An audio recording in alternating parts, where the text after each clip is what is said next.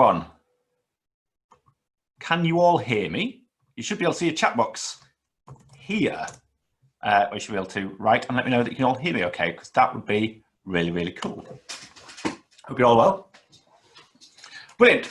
Right, welcome to evening 2 of our AVBK revision sessions. Evening 2, we're going to talk about task 2. It's almost like it's a plan. So for those who don't know me, my name is Nick Craggs. I'm AAT Distance Learning Director at First Intuition. So I don't do anything other than AAT by distance learning, as it says. So what we're going to do today is we're going to look at task 2 of the AVBK mock. So it's not a tuition sort of session. It's I kind of hope you've at least opened an AVBK book at some point in your life. So I'm not going to talk about what is depreciation. I hope most of you are aware of what that is. If you've got any questions or anything like that, just ask in the chat box. I haven't muted anyone because there's loads of people here again this evening. But yeah, ask at any point in time. I'll try and spot it as soon as I can.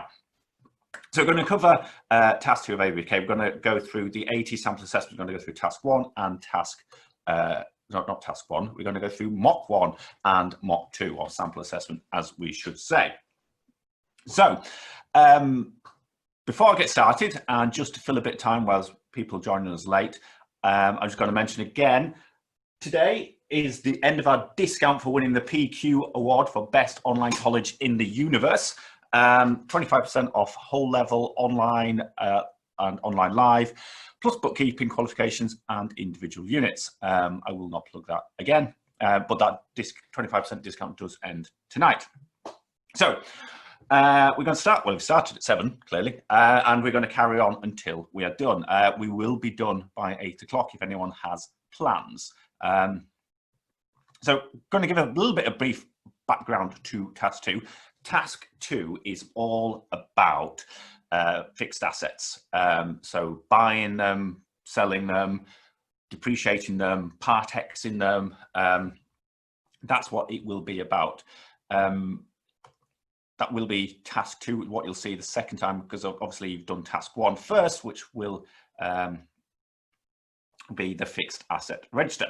So it's 17 marks, which if you get 1.2 minutes per mark, gives you just slightly over 20 minutes to do this task, which according to the chief examiner, well, according to his report, I don't personally know them, is plenty of time.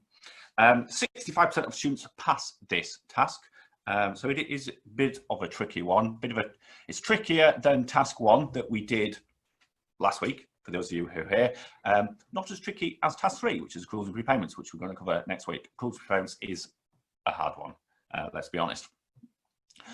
So, still more people coming in. So, some of the hints and tips the chief examiner puts on the examiner's report, let's be honest, I've stolen from there, is when you're going to sit the exam, sometimes you'll get full T accounts. So you're going to see questions tonight where we're going to use full T accounts and you'll put all the entries in. Other times it'll just say, what is the figure? And the chief examiner suggests, and I think it's a really good idea, is when you go to the exam, fingers crossed you can do that soon, when you go to the exam, you will get rough paper that you can work on. Even if it asks for just one figure, I strongly suggest as well, use full T accounts just to make sure that you are getting the correct figure. Just don't take that bit of paper out of the exam room when you get in an awful lot of trouble. So you use full T accounts and use paper, and you have time to do that. Other things to watch out for, your journals must balance. Never, ever, ever, ever enter a journal that doesn't balance. It is wrong. Other things people get wrong on journals are the narrative. And the other thing to bear in mind is when you're putting a journal into an account, the narrative is the name of the account of the other side of the transaction, because it makes it easier to trace the transactions through the accounts back in the day before computers, and that convention has stuck. So always do that, because remember, these are marked by computers. If you get it wrong or get the narrative wrong, you will lose marks, and you can't afford to lose marks. AVBK has the lowest pass rate at level 3, other than advanced synoptic, and it's very close to that. So you want to make sure you get as many marks as possible. One more thing, it wasn't the chief examiner's tips, but it's my tips. If you're not sure, start from the bank. So if you purchase an asset, and you're not quite sure what you're going to have to enter a debit or credit into the cost account, start from the bank, because the other side is going to come from the bank. So it's money leaving the bank, and you should be fairly comfortable that money in the bank is a debit, money out of the bank is a credit. So if you credit in the bank because you purchased an asset, the other side has got to be a debit. So if you're not sure, or you're new exam and you panic a little bit, start with the bank.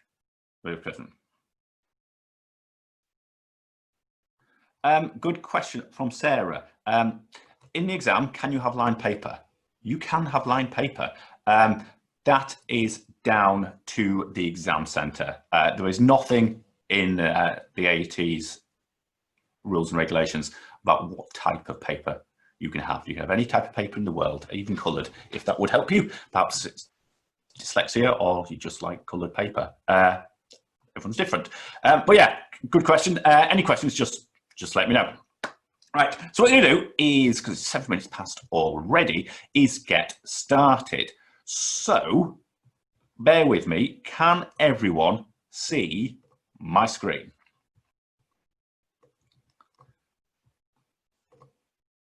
Yes, cool. I assume it is relatively readable. So we'll start with mock one, because we've got to start somewhere, and get cracking. So this is taken from the AAT sample assessment. You will have access to this. However, AAT don't explain their answers. The not very interesting reason why is because if they were to do that, that'd be considered training and helping you, and AAT are not allowed to train you. They are an awarding body, not a training body.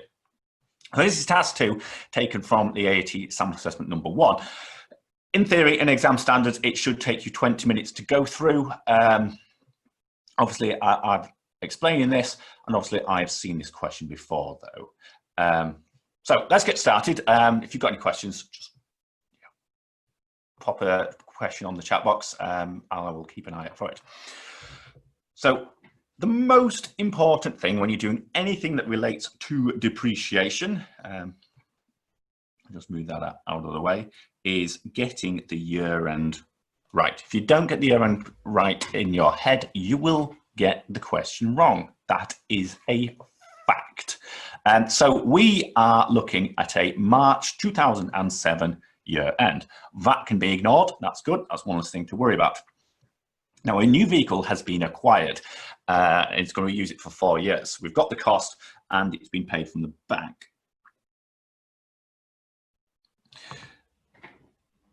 Now, the business plans to sell the vehicle after 4 years, and it's got residual value. So for any of you who was here last week, we talked about residual values. When do you use residual value, residual balance, sorry? Is it when you've got reducing balance depreciation, or is it when you've got straight line or on cost?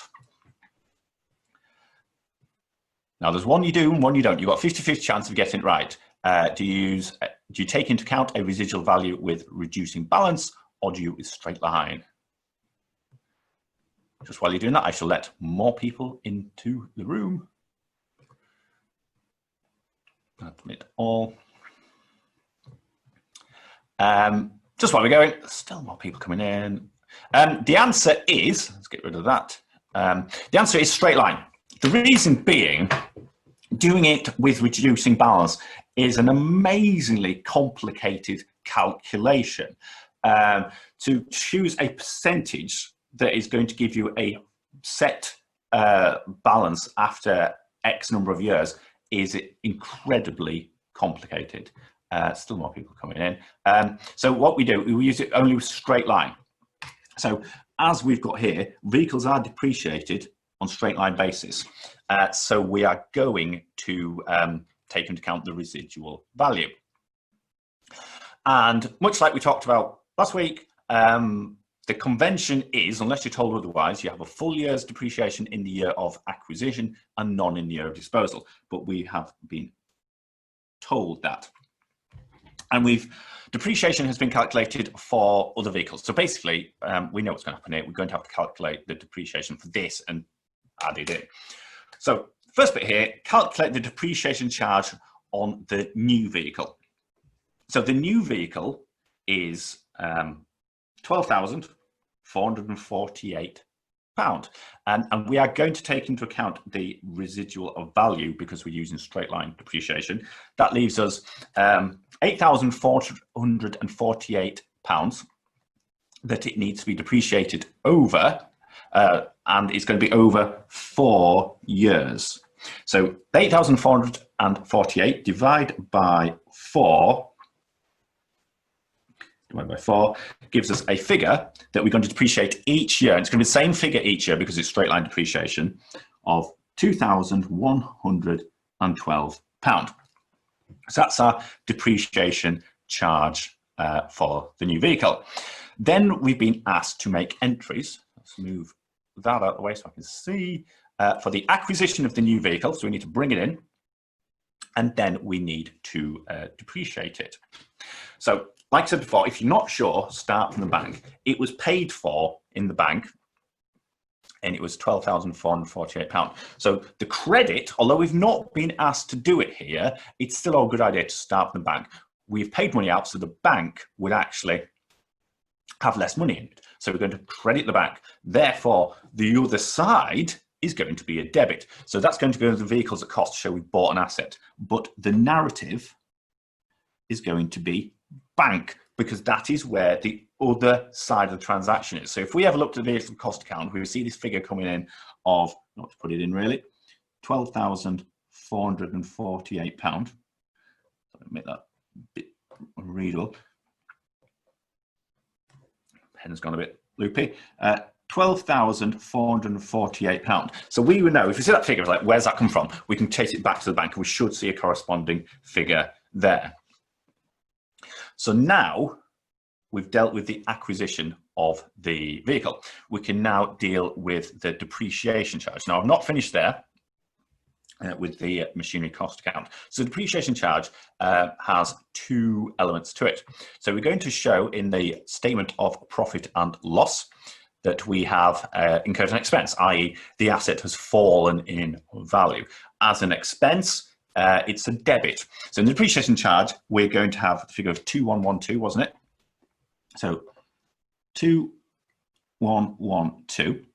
And then we are going to put the narrative in. So the narrative is accumulated depreciation, because that's where the other side of the transaction is. Now, in the exam, or in the exam here, you would have drop-down boxes. So you don't need to, don't worry about having to write the full amount, because you will not be writing. You'll just choose the correct box. And then on the vehicle accumulated depreciation account, it's going to be a credit. Now, the reason why it's a credit is that this account offsets the vehicles at cost account. And the vehicles at cost account we've just seen as a debit. So as the vehicles accumulated depreciation account gets bigger and bigger and bigger, it offsets the cost more and more and more, till eventually the vehicles accumulated depreciation account is the same figure as the cost account. Therefore, we have effectively what is known in the industry as written the asset off. It is worthless. So there was no net book value of that. So we're going to put this on the credit side, but the narrative is a depreciation expense, because that's the other side of the transaction, which is 2112.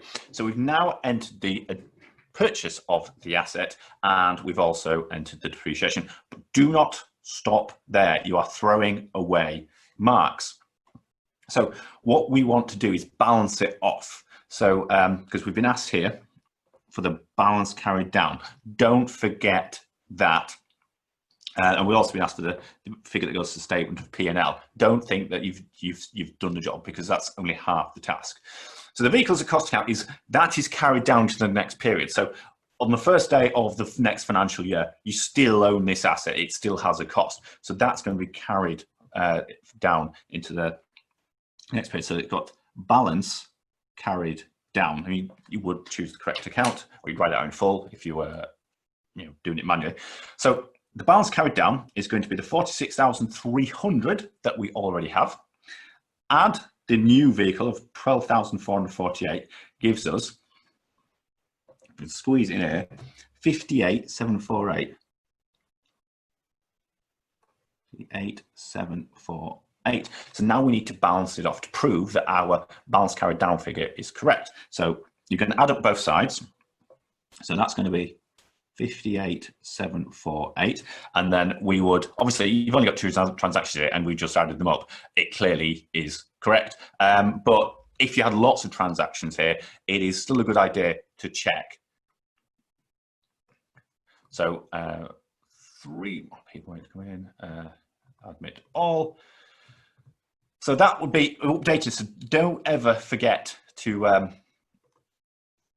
update this. So that I'm going to cross that out. In the exam, you just overwrite it. So 58,748. So the next one is the depreciation charges account. So that is the expense that shows in the profit and loss. So as you can see, it's going to be written off to the profit and loss account. So the charge that goes to the P&L going to the original depreciation of £7,575 plus the 2,112. This depreciation on the new piece of machinery gives us £9,687. And again, we're going to balance it off, same principle, 9,687. We check that they add up, it clearly does, £9,687 for the depreciation charge. And then finally, the vehicle's accumulated depreciation. That is going to be carried forward. So that's going to build up year upon year on year until it gets to, well, either the cost of the vehicles, and we've written the asset off, or the asset is actually disposed of. So the accumulated depreciation is going to be carried down. So balance carried down is the £15,150 that we had originally, plus 2,112 gives us a figure of £17,262.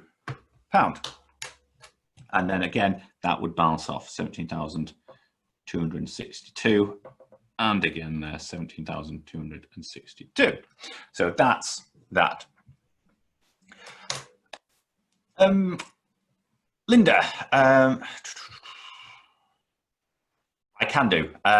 Just before I move on, actually, I'll just get you it now because then everyone has them. All these revision sessions are free to everyone. Feel free to sign for as many as you want, but you can access them here. I think we're doing every single unit other than synoptics. The reason being, we don't know when synoptics are coming back because they won't be the first exams to come back. We assume there will be some kind of notice when exams come back, touch wood. And so when they do come back, I don't think it'll start with synoptic window because it would just be chaos. It would be the exams on demand and then a couple of weeks. That's just me speculating. I was completely wrong, but that's the reason why we are not running synoptics. Cool. So one more thing is, always, always, always, when you do an exam, scroll down. You don't want to miss a question. So here, we have one last thing to do. Move on my chat boxes out of the way. So it's very easy to skip on to question and not scroll down and don't see the last bit and throw away marks. So here's 5 marks. There's a 100-mark exam. That's would have been 5% we are throwing away. So the next bit, the business has sold an item of office equipment. It originally cost £1,800 and they got £600 for it. Yes, Sue, that link is not on your AAT login. It's our link. You just need to click and sign up on that. All of them are free. So drag and drop the correct names to show where the entries for the proceeds will be made. So this is the proceeds of the disposal. So we've got debit and credit, obviously, and we've got 3 accounts. So the first one, we'll do the debit first because that's the relatively most straightforward one. When we sold something, we've got some money, we have money in the bank account. So we're going to increase the asset of the amount of money we've got, basically. So we're going to debit the bank. Now the proceeds is how much money we've got for the asset that we sold. It's nothing to do with the office equipment cost. When we sell it, we will remove the office equipment cost because we don't own that asset anymore. But that's not anything to do with the proceeds. The proceeds will literally help us decide, did we make a profit or loss when we sold it? So we're not going to touch the office equipment at cost. Now, by the process of elimination, I've already told you we've got a debit and credit. You can guess where we're going. But the credit goes to disposals. Now, I wrote a blog about disposals. And one of the things I sort of said in there is the acronym KISS. Keep it simple, stupid. Not the nicest acronym to use for accountancy, but it is. I always sort of think of the disposal account as just don't think about it. Basically, everything's just got to go in the disposal account. You know this. It's the other side of the transactions that you need to know. So, for example, if you know the bank, just get the bank right, and the other side's go in disposals. If you're getting rid of an asset, you know we're going to do this in the next task, actually. You know you've got to get rid of the cost. The cost is a debit, get rid of that. Credit the cost account. The other side's got to be a debit, stick in disposals, and vice versa for the accumulated depreciation. Just put everything in disposals, and then the profit loss kind of like pops out. We'll see that in sample assessment too. So the last bit here is journal entries to remove the original cost of the equipment from the general ledger. So the original cost was £1,800. So the cost account will have been a debit because it's an asset.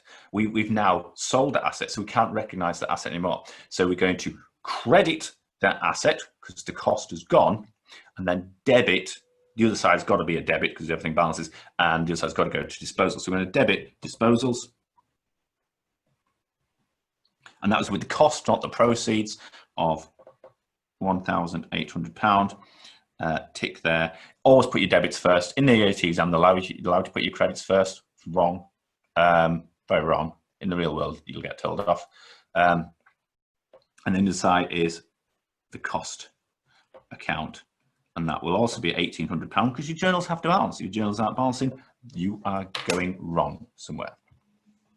Cool. Just while I find my AAT water bottle, has anyone got any questions or queries about that what we've just been through?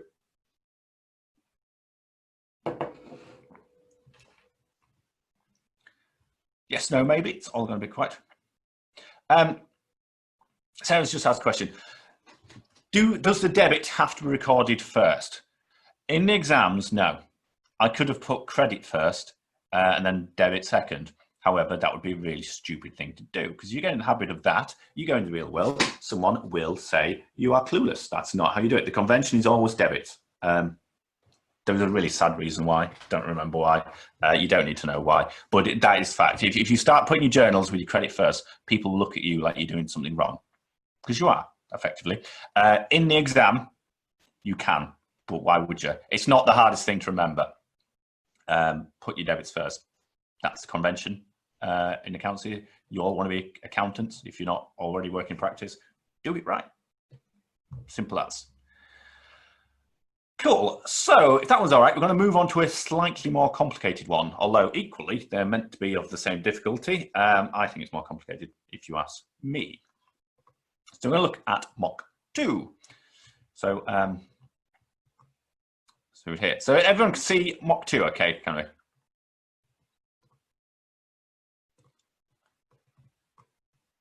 Yes, cool. Right, let's get started with Mock 2, same task. So this, again, is about non-current assets because that's what it's about. Now, again, make sure you're really, really sure about the end, which you'll see is really important in this question. Oh, still got someone else going in. Where's my mouse gone? There you are. So really important. Make sure you get that clear in your head, because if you don't get that clear in your head, you'll get the question wrong. Now, a new to item of equipment was Part X for a newer model on the 31st of July 2006. We've got the original equipment. It was bought by 4,500. It was bought on the 11th of June 2004. These dates are really, really, really important.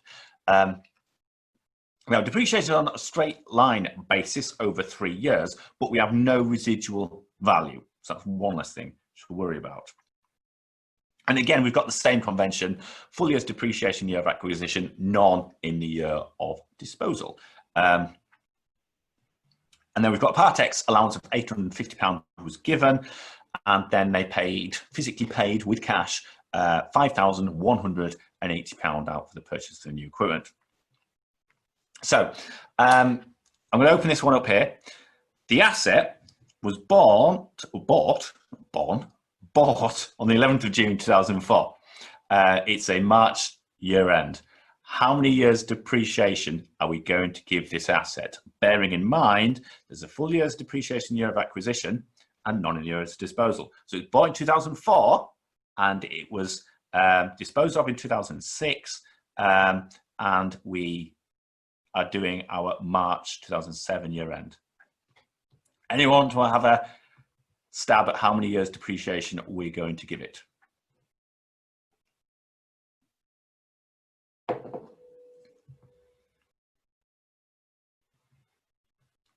Cool. Most of you actually, let's go right. It is really tricky, actually. It can be quite tricky, these sort of things. You need to be really clear. So it was bought on June 2004. And so the first time it's depreciated in this year of acquisition. But the year of acquisition won't be until the 31st of March 2005. That's the first year end it will hit. That's the first time we will depreciate. So 2005. It will then depreciate on March 2006, and then it's disposed of in July 2007. So there's no depreciation in the year of disposal. So it was disposed of in July 2007, which is in our financial year of March 2007. So it was disposed of in July 2006, but that's actually falls within our 2007 financial year. So that runs from April 06 to March 07. So it's going to have 2 years worth of depreciation. It's done over a straight line basis over 3 years. So 4,500 divided by 3 is £1,500. We're going to give it 2 years worth of depreciation. So it's going to have accumulated depreciation of £3,000. So make sure you're very clear what the question is looking for in these types of questions, because we're looking for the accumulated depreciation, not looking for the charge, not looking for the net book value, all of which you could be asked for in your exam. And if you're not giving the correct figure, even though you've got the right idea, you're not going to get marks, are you? So is everyone clear where that 3,000 has come from? Because we're going to use it now.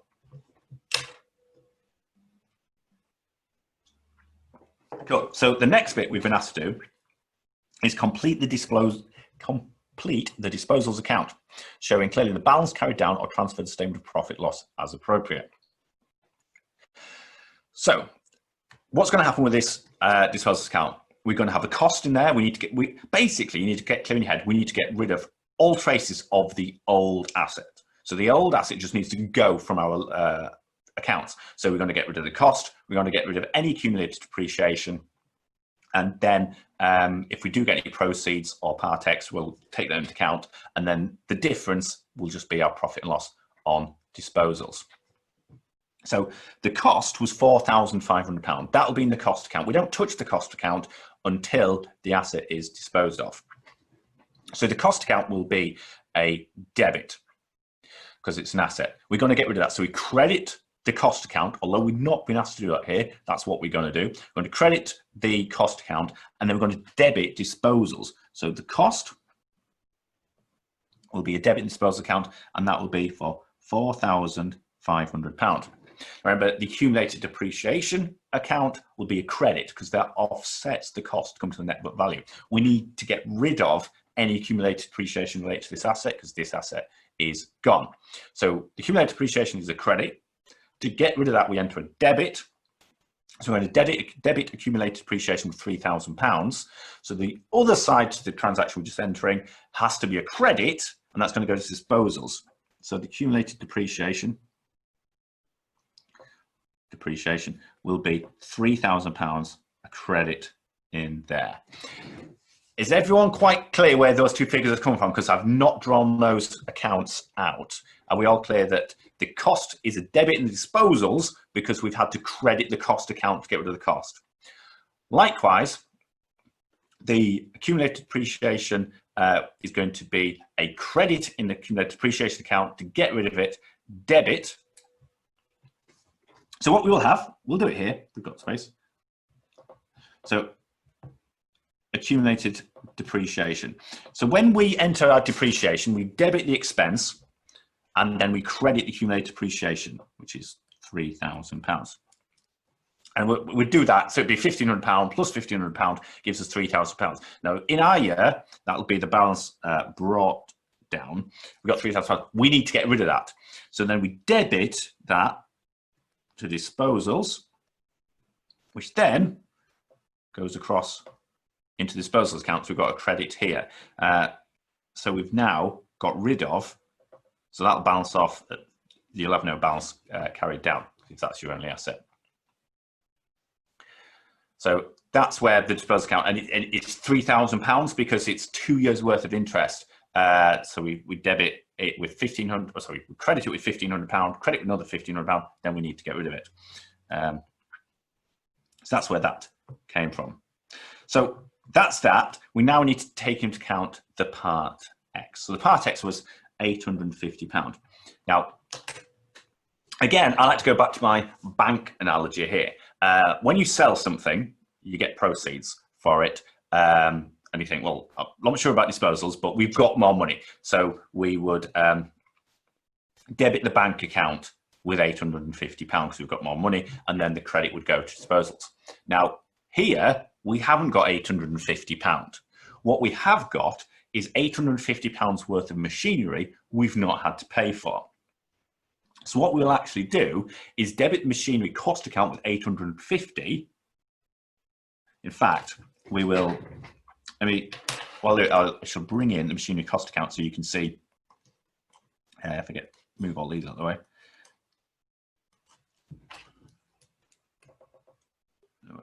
Robert, get rid of this, and we'll go through the machinery cost account as well, because that's, I don't think it's interesting, let's be honest, but I think it does make it a lot clearer as to why we're doing it. So this is the machinery cost. Now, we've already got rid of the old assets, so that's why we haven't got it there. So instead of getting £850 worth of money, what we're going to get is £850 of machinery. So you're going to debit the cost from disposals with £850, and then it's going to credit the cost. And you can put the narrative of part X, just so you're clear where this is coming from, with £850.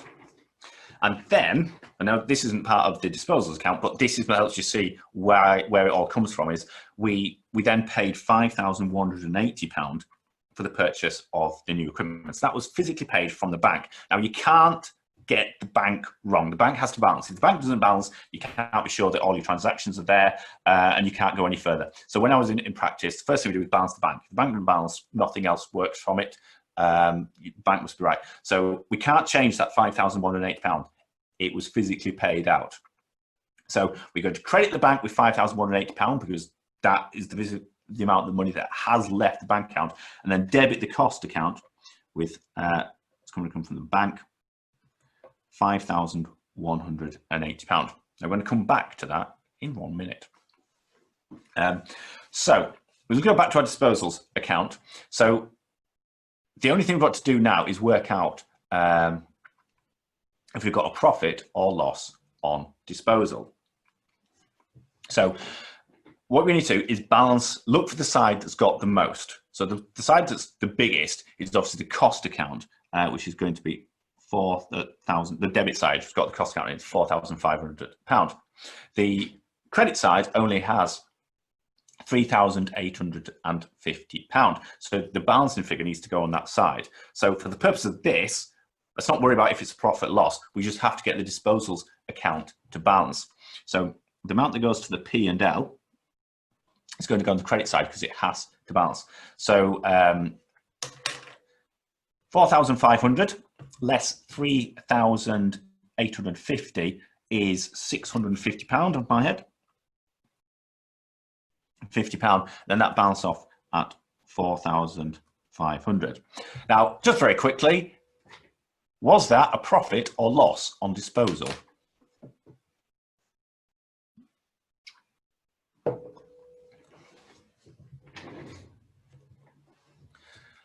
Yes, I think everyone got that right. It is a loss because when we disposed of it, the net book value of it was £1,500.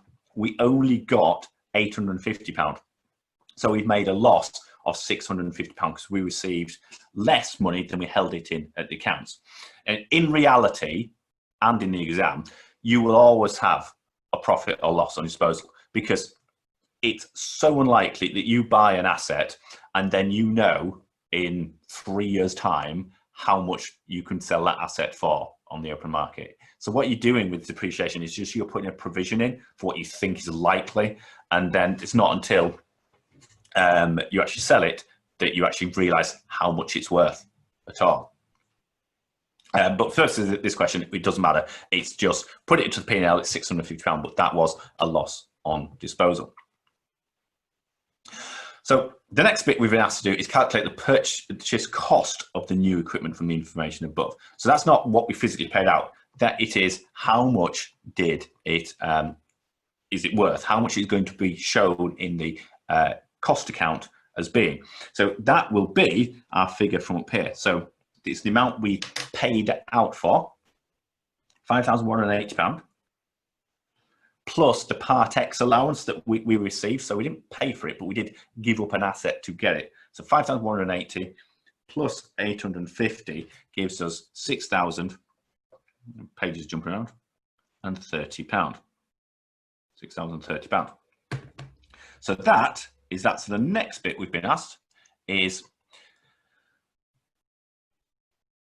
complete the sentence. So the equipment and cost account will have a final balance carried on of X amount when the ledger accounts are closed for the year. So what we're looking at is the cost account alone. And we've been given the opening balance, which was 19,380. So that's what we had at the beginning of the year. So 19,380. We then disposed of the asset. And that would have been, so coming out the cost account would be the full cost of £4,500. So we're going to take that out. So deduct 4,500. However, we've then subsequently bought an asset, so the full cost of that will go into the cost account of 6,030, gives us £20,910. I'll put it page. Is everyone clear where these two numbers have come from? The 630 for the cost of the new machinery. Yeah, good question. So what we've got, we'll do a T count. You never ever have too many T counts. You can, however, have too many chat boxes in your way. So I'm going to move that down there. We'll get rid of all that. Get rid of that, get rid of that. All right. So in our cost account, we've been told this figure, so we've been given this figure here, so we don't have to work that out. So the balance brought down was £19,380. We then disposed of the old asset. So into disposals account, we sold one which originally cost £4,500. So that's going to go on the credit side. So we've got rid of that. Then we bought a new asset. So we got the Part X of 850, and then we've got Part X, and then we've got the figure from the bank that we paid, which was 5,100. 5,000, not 51,000. £5,180. So the balance carried down is going to be that side added up, which comes to 19,380 plus 850 plus 5,180 gives a figure of 25,410, but we've disposed of 4,500, so take 4,500, gives a balance carried down of 20,910, which if you balance it off, comes to £25,410. Does that help?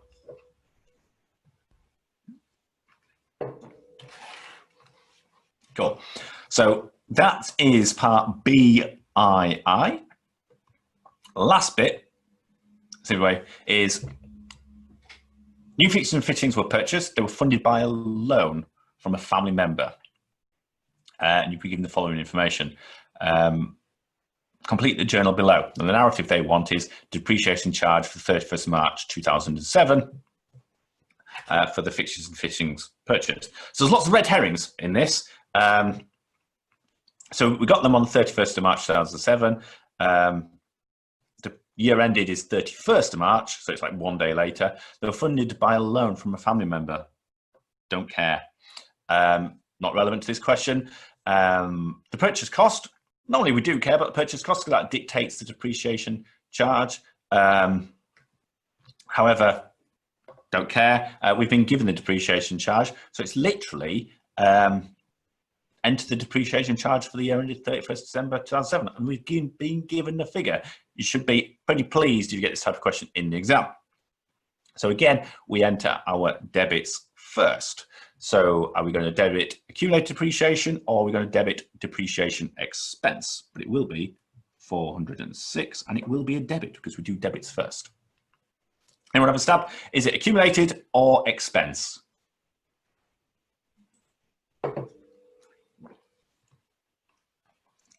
That's exactly right. So we're going to debit the depreciation expense because it's a cost. If you go back to dead click, expense is a debit.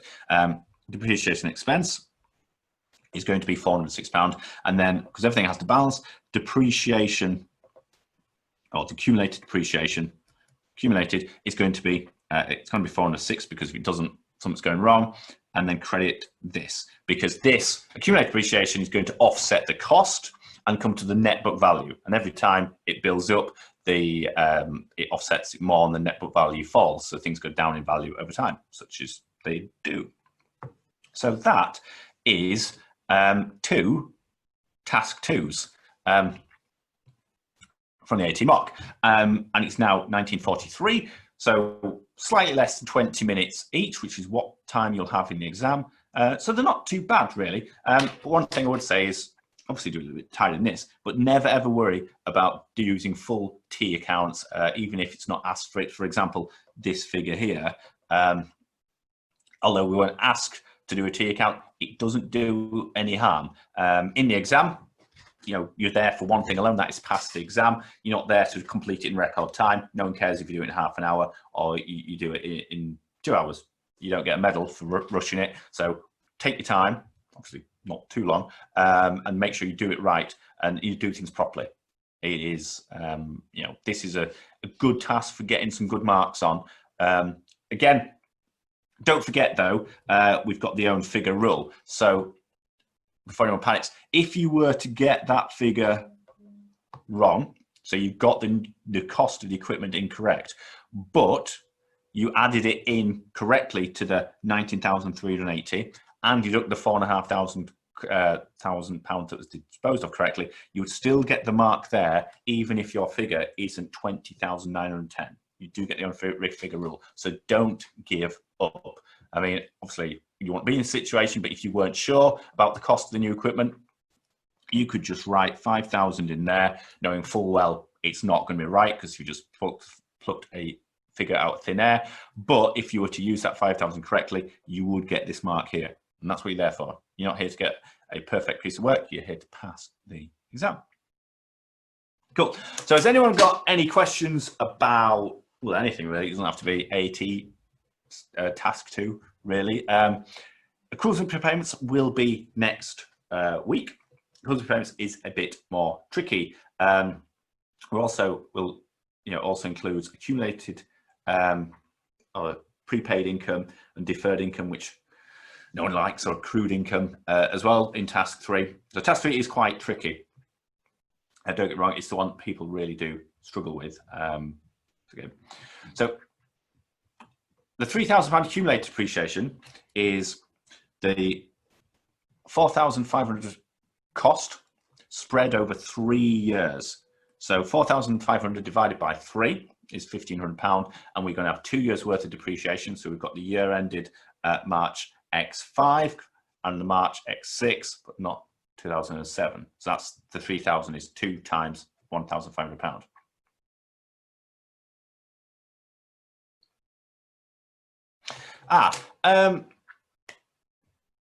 Yeah, good question, Becky, about VAT. The thing with VAT is, well, the first thing you need to do is look at the question, as we looked at last week. Is the business VAT registered? Because if the business isn't VAT registered, we just use gross figures. If the business is VAT registered, we're going to start looking at the, obviously, net figures. So what you would do if you had, get rid of this, say you had a, let's make the maths easy for me. Say you got an asset and you sold it for £1,000 plus VAT. That's the Part X allowance you've got. So you were given, so when you dispose of an asset, you've got to charge VAT on it, unfortunately. So we want to go with £1,000 plus that, because it's easy. So what you're going to do is you're going to credit. So you're going to knock £1,200 off the amount that you get for your machinery. So £1,200 is the debit that goes into machinery. So you've got machinery cost. Get a pen.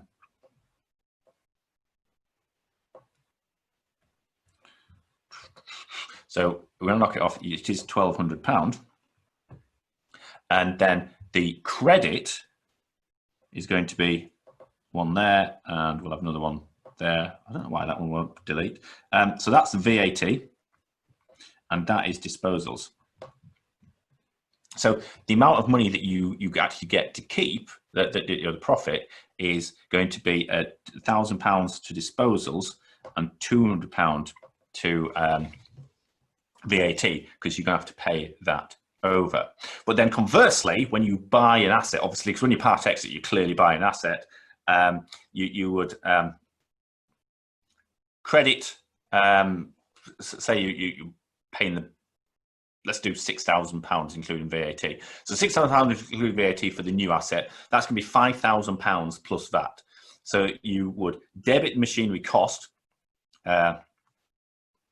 with £5,000, debit the VAT with £1,000 because you're going to claim that VAT back, it's an asset, and then you would have another T account, that's going to be bank, and you paid £6,000 out. Does that help, Becky? So in effect, you got £800 worth of VAT to claim back. The new asset is worth £6,200, and you claim that you got disposals of that. Yeah. But the main thing is, obviously, any transaction with VAT, you need to put into the VAT account. There's going to be a VAT element. And so from that and the bank, you can sort of figure it out, because it must stop. So if you do a full set of T accounts, it's got to all balance. Ignore me. Wait a minute over there. Jumping ahead.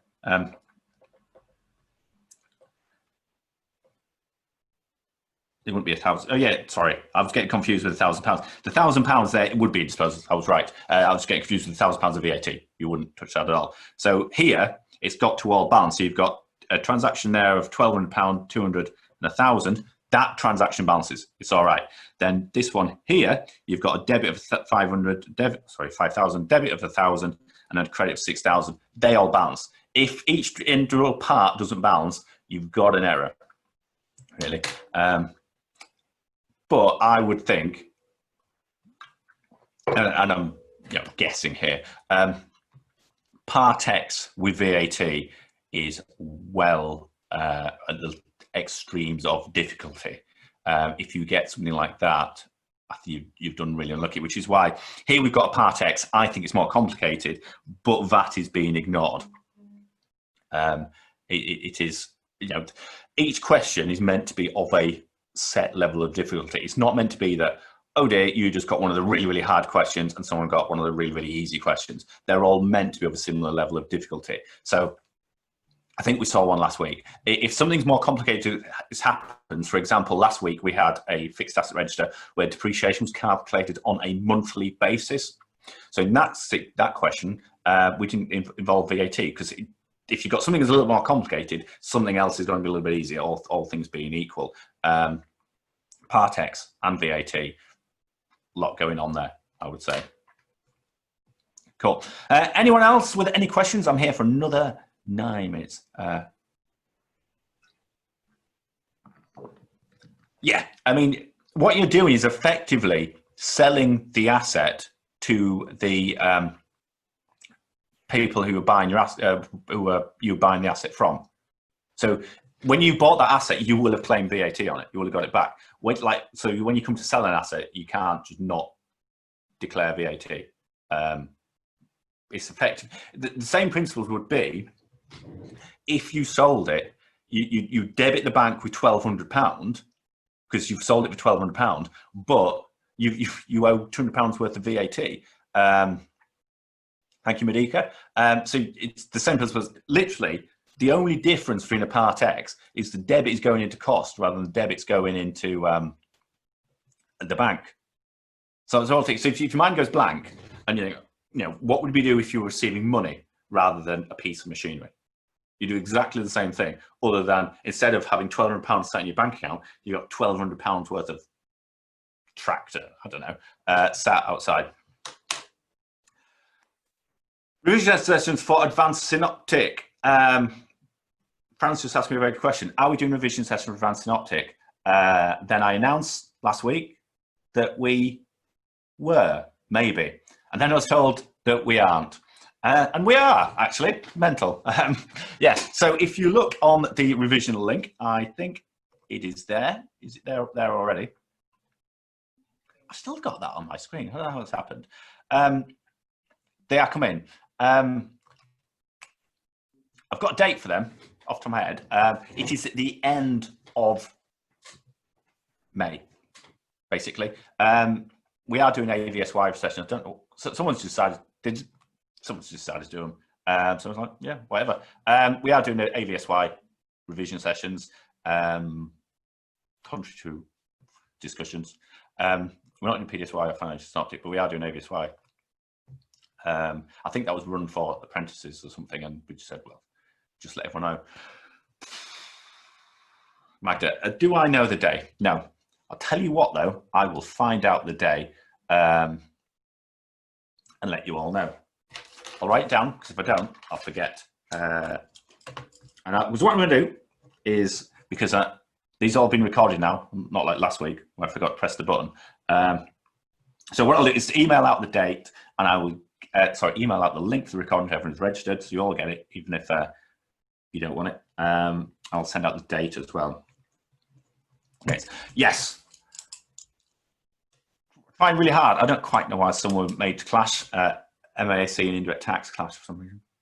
I mean, to be honest, you shouldn't really be doing MAC and indirect tax. The reason being, you don't touch indirect tax till you've done synoptic. So someone would have had to done costing, not sit the exam, then do all of advanced synoptic, which is 2 massive units, not sit the exam, and then do indirect tax.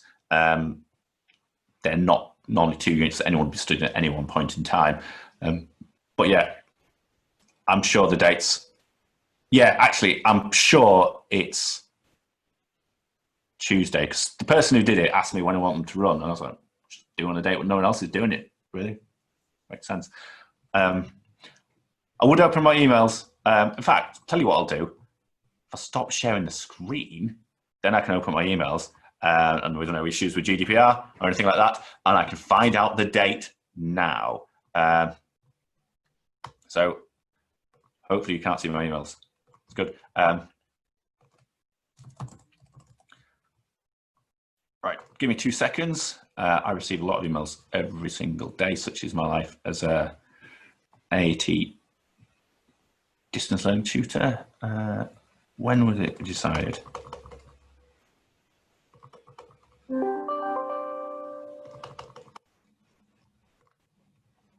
I'll remember my colleague's name. Bear with me. If I can't find it in the next 30 seconds, I will email that. We got it in here. No, I can't find it within 3 seconds.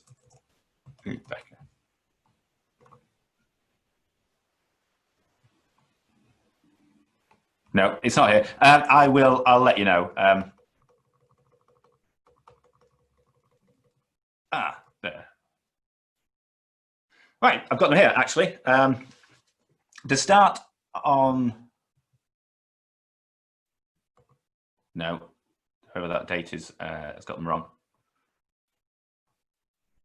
May the 20th, I think they start on.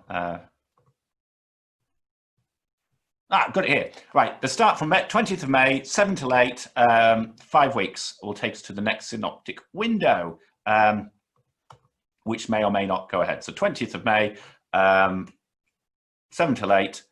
So what day the 20th is? It is a... It's a Wednesday. Yeah, so I don't think there's any other things going on there. So 20th of May, 7 till 8 p.m. Like I should say, all these have been recorded. And so if you do have, you miss one, you will automatically be sent it. You don't have to ask for it. Backdated. Where are we? Questions? Yeah, if you are registered, you'll automatically get sent it. That Wednesday. Don't worry about it. Glad you find it useful. Told the exams not start till August. No idea. The next synoptic window. So there's one in June. I gotta hope we're gonna sit that exam in June. If not, there's not one at the moment in July and then August. I'm almost certain AAT going to have to put more windows on. I don't know. I haven't confirmed it. Looking at it, if we know more, we'll let you know. But I don't know about exams. I don't know if last night's announcement changed anything. ACCA have got remote exams. I don't know anything about remote exams. Everyone asks me a million times if the exams are going live. I do not know. Obviously, when we do know, we will know. Cool. Last chance for any questions. I'll let you know.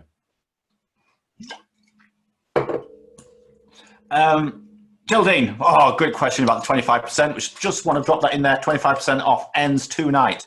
Using accounting software is included in this discount. So if you wanted to book that, you would get it.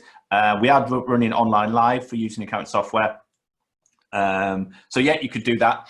Using online live works a bit differently for using accounting software because you cannot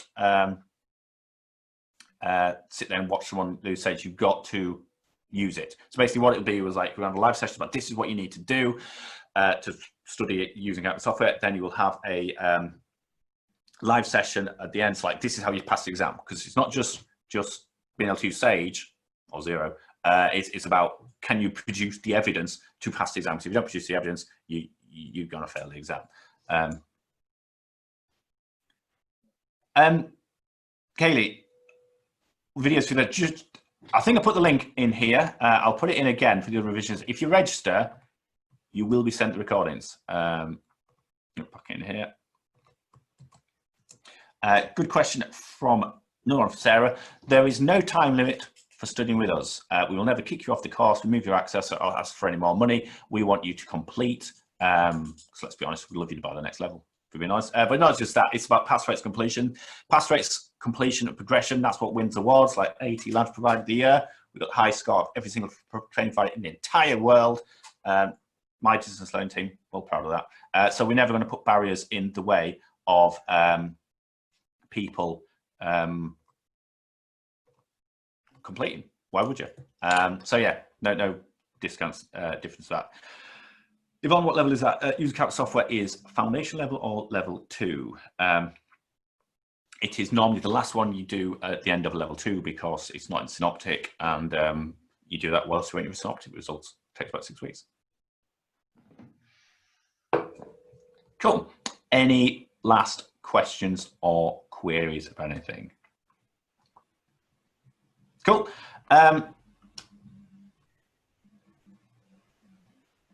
No, and we offer interest-free installments if it's level.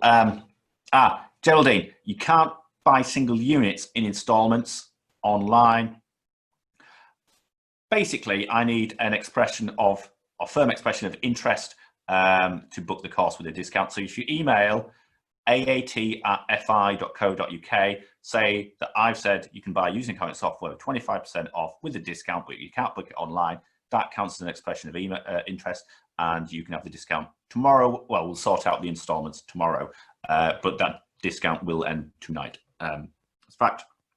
So yeah, Geraldine, email aat@fi.co.uk and we can sort that out.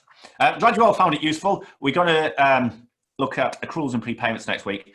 It's tough. It's more complicated. You've got to get dates clear in your head, but we'll be fine, I promise. Cool. Like, last minute, any questions? And then I am off. Cool. Right. I will see you all week. Yes, Geraldine, please email. Make sure it's got an email before midnight, or our finance director's really tight and she will say that. Yeah, glad you love the AAT. That's what you get at an AAT tutor conference, which is more fun than it sounds. Slightly. You can't buy these, nor am I giving them away. Cool. Right, I will see you all next week. When we can register for AVSY sessions, they are meant to be going up this week. I've seen the email. I will push that.